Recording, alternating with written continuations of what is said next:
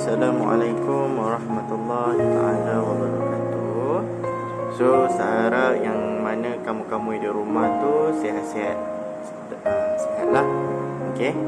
Okey, jadi hari ni subjek akhlak tahun 3, yang mana tajuk kita akan belajar tajuk terakhir, iaitu tajuk pemaaf. Yang mana Ustaz tahu korang ni sebenarnya tahu dah apa pemaaf ni apa, maksud pemaaf ni apa dan sebagainya. Okey. Jadi kat sini kita nak tahu lebih lagi apa itu pemaaf. Kenapa kita susah sangat nak maafkan orang? Kenapa kita susah sangat nak minta maaf? Okey. Jadi hari ni kita akan tahulah. Okey. Insya-Allah. Okey, so kita akan mulakan dengan pengertian. Apa pengertiannya? Sebelum tu buka muka surat 37 ni dulu. Ini tak payah pandang dah. Ini je. Okey, buka muka surat 7. Okey, dah belum? Okey, kalau dah boleh dah kita belajar sama Okey, sebelum tu baca doa belajar dahulu. Bismillahirrahmanirrahim. Allahumma aftah alaina nikmataka wa anshur alaina min khazaini rahmatika ya arhamar rahimin. Rabbi shrah li sadri wa yassir li amri wahlul 'uqdatam min lisani yafqahu qawli. Rabbana atina fid dunya hasanah wa fil akhirati hasanah wa qina azabannar walhamdulillahi rabbil alamin. Okey, so kita tengok dulu pengertian dia. Apa pengertian tajuk pemaaf ni? Pengertian pemaaf ini adalah pemaaf ialah memberi kemaafan dengan hati yang ikhlas terhadap kesalahan orang lain. Okey, pemaaf ialah memberi kemaafan dengan hati yang ikhlas terhadap kesalahan orang lain. Okey, yang mana Ustaz bagi contoh termasuk pengertian dia. Berlaku situasi yang mana kawan kamu buat salah dengan kamu. Contohnya patahkan pensel. Okey, patahkan pensel kegemaran kamu. Mestilah kamu marah, betul? Tapi disebabkan dia tahu itu kesalahan dia, dia pun pergi minta maaf. Awak yang sebagai geram dengan dia, marah kat dia ni, kena maafkan. Okey, macam kita tahu ikhlas atau tidak kita punya maaf ni. Okey, nak tahu dia apabila kamu dah tak sebut-sebut lagi kesalahan yang dia buat. Okey, kamu dah lupakan kalau boleh. Okey, kalau kamu ingat pun kamu buat tak tahu je. Sebab apa? Kamu dah ikhlas maafkan kawan kamu. Okey, kita beralih kepada muka surat sebelah. Okey, apa dalil dia kenapa Allah suruh memaafkan ni? Okey, so yang pertama dalam surah Al-Baqarah iaitu 37. Dan perbuatan kamu bermaaf-maafan itu lebih hampir kepada takwa. Okey, dan tak usah ulang balik. Dan perbuatan kamu bermaaf-maafan itu lebih hampir kepada takwa. Takwa ni apa? Awak beriman dengan Allah, awak awak dengar cakap Allah, bahasa mudah dia. Okey, dan surah Al-Baqarah ayat 237 dalam Al-Quran ni. Okey, so kita teruskan lagi bawah dia tulis apa? Daripada Abu Hurairah radhiyallahu an, Rasulullah sallallahu alaihi wasallam bersabda, tidaklah kamu menambah kepada seseorang hamba yang pemaaf melainkan ia beroleh kemuliaan. Dari riwayat Muslim. Ustaz ulang balik. Tidaklah Allah menambah kepada seseorang hamba yang pemaaf melainkan ia beroleh kemuliaan. Okey, Allah sayang kamu kalau kamu maafkan orang. Sama juga orang yang pergi minta maaf. Okey, Allah pun sayang kamu juga. Okey, jadi kita kalau kita buat kesalahan, kita cepat-cepat pergi minta maaf. Orang yang tahu kesalahan kita tu, yang dapat kesalahan kita tu, haruslah memaafkan kawan kamu yang tadi buat salah tu lah. Okey, so kita ringkas je hari ni. Okey, so kita pergi fadilat. Apa fadilat dia? Yang pertama, fadilat apa? Sebelum tu apa fadilat ni? Apa maksud fadilat? Okey, fadilat ini bermaksud kebaikan ataupun kelebihan kamu memaafkan ataupun pemaaf.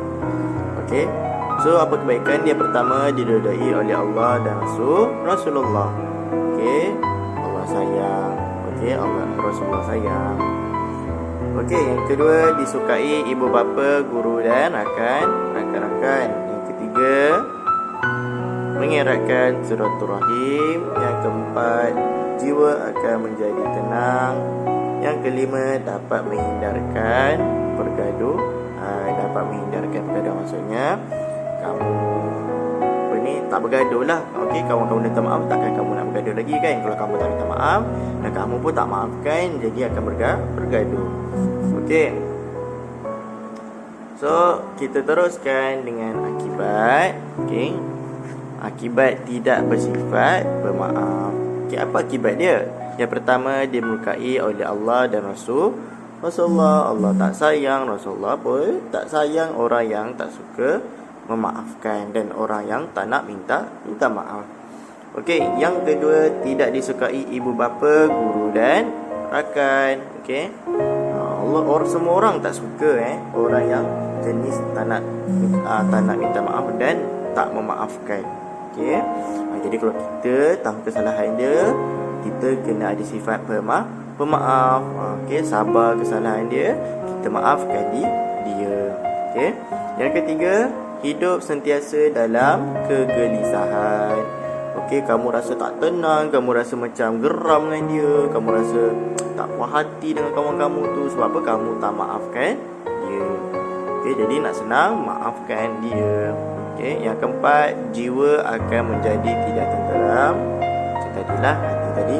Yang kelima, boleh menimbulkan pergaduhan. Okey, seorang tak nak minta maaf, seorang pula tak nak maafkan, jadi akan bergaduh. Okey, so kat sini ada cerita ringkas. Okey, kisah Nabi Muhammad, seorang pemaaf.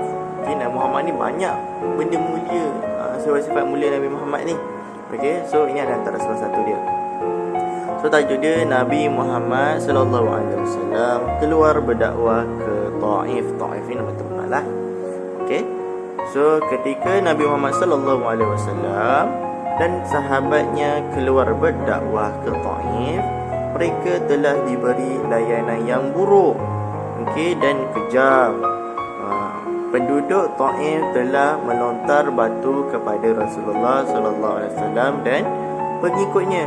Kena baling batu. Rasulullah kena baling batu oleh penduduk-penduduk dekat Taif, orang-orang dekat Taif tu. Jahat tak? Jahat kan, layanan dia buruk kan. So yang kedua, akibat lontaran batu tersebut, Rasulullah sallallahu alaihi wasallam telah mendapat luka dan berdarah. Sebab kena baling, Rasulullah pun luka dan berdarah. Namun Rasulullah sallallahu alaihi wasallam tetap berlapang dada dan memaafkan perbuatan penduduk Taif itu. Walaupun macam-macam orang buat kat Rasulullah tetap memaafkan penduduk Taif itu. Pada hal sebenarnya, baginda Rasulullah sallallahu alaihi wasallam boleh memohon kepada Allah supaya menghukum orang-orang yang menzalimi baginda. Sebenarnya Rasulullah ni kan rapat dengan Allah, okey, rapat dengan malaikat Jibril. Jadi Rasulullah boleh je balas dendam. Maksudnya dia doakan Allah supaya Allah hukum orang-orang yang balas batu tadi kat Rasulullah. Tapi sebabkan Rasulullah Maha Pengampun, Maha Pemaaf, dia boleh, dia suka memaafkan orang. Okey, jadi dia tak adalah mohon dekat Allah. Okey, jadi Rasulullah sallallahu alaihi wasallam mempunyai sifat pemaaf yang tinggi dan sanggup memaafkan kesalahan orang lain. Jadi Rasulullah ni ada ada sifat pemaaf yang tinggi. Jadi dia pun, Rasulullah baginda pun memaafkan kesalahan orang lain tu, orang-orang yang zalimi dia Rasulullah lah, yang buat jalan Rasulullah. Okey, jadi itu sahaja untuk hari ini. Tugasan Ustaz telah berikan dekat grup Telegram. Okey, jadi saya harap semua murid-murid dapat buat dan dapat hantar kepada Ustaz dan Ustazah dekat cawangan ataupun kat sekolah masing-masing. Jadi itu saja Ustaz. Assalamualaikum warahmatullahi taala wabarakatuh.